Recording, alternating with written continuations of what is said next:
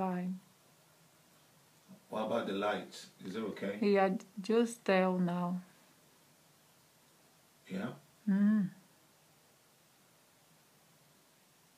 Well, say action. It's filming. Just tell. Hello. My name is Lord Eric. I'm the leader of the Master Drummers of Africa. And I'm speaking to you from Preston. I'm in the home of my friend, dear brother, Captain Clive Kelly. Now, I've known Captain Clive Kelly for many years. Well, from the 60s, we were growing up together. I met him through a band. The band was called Little Free Rock, a three-piece band that came to London. They were playing around till I met them one day in Camden, and we invited them to one of our shows, which was a children's show. It was called Moon Rock. And they came, and they were part of the force. Through Captain Kelly, we met this group, and they were one of the forefronts of the new music that we call Afro Rock.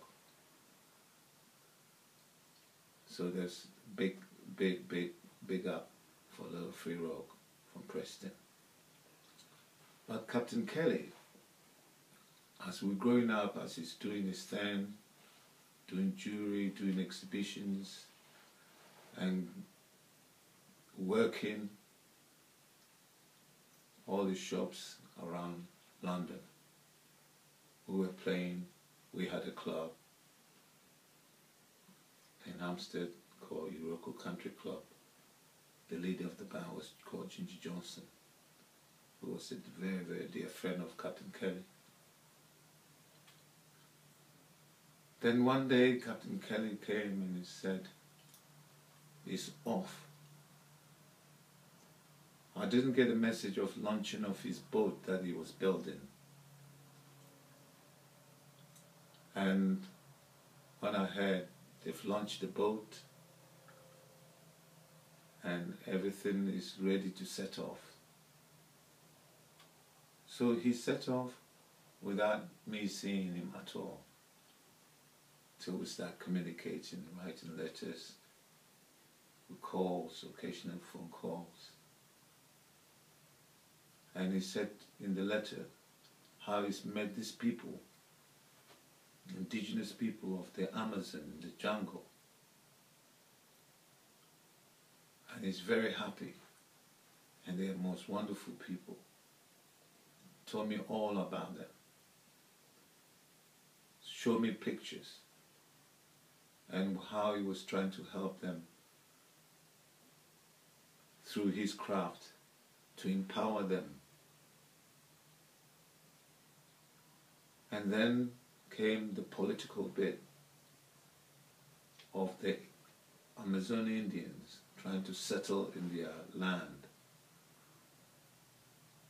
So Captain Kelly and his friends set off to try to help the Indians, and did this very, very successfully internationally, and involved some of the celebrities like Sting from the Police, Gilbert Jill, Lord Eric, myself, and other people, Osibisa, Ginger Johnson.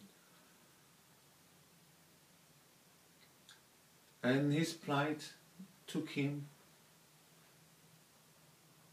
and he brought the leader, who was his friend, Chief Rowney. He brought him to the world attention of their land and their situation.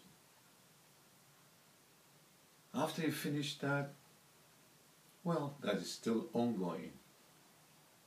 That I read an email about how many Indians were just being killed, shot down. He said every day they are being killed. But it set off again to try to educate the neighboring countries. From Brazil, he sailed with his boat and he went all through the neighboring countries, educating them about seaside, about the rivers being choked. The rubbish that they put in it is killing the river. The people who are pounding gold in the river, all the poisons and the mercury that they use goes into that river. And so many people were dying and they didn't know why. He fought, he did his work, single, little finger. He raised his money by working, using his hands, doing his craft, building businesses like boutiques and clubs and things. So we threw our force behind him to fundraise. And through the fundraise, he came to London. He came to SUGUMUGU Sunday Swiss Cottage, where he showed all the slides and the videos of the plight of the Indian. And that was the first time in London that we knew or know anything about what is going on in Brazil, Amazon jungle. So what my organization did was to support him by fundraise. Through fundraise, we put African music and rock music in concerts, like African music versus rock music versus reggae, African music versus soul, and so forth. And it was very successful.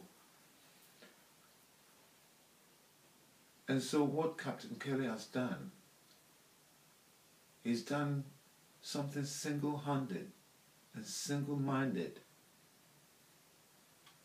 And what I found with Captain Kelly too, everything you said to him, he listened and he goes into his bones.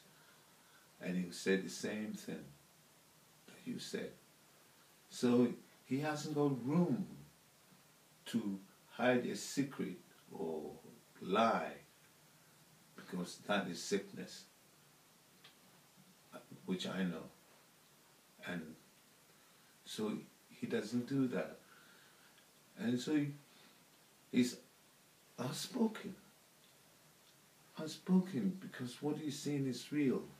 It's live. It's fought. If he's not blessed, this man shouldn't be alive today.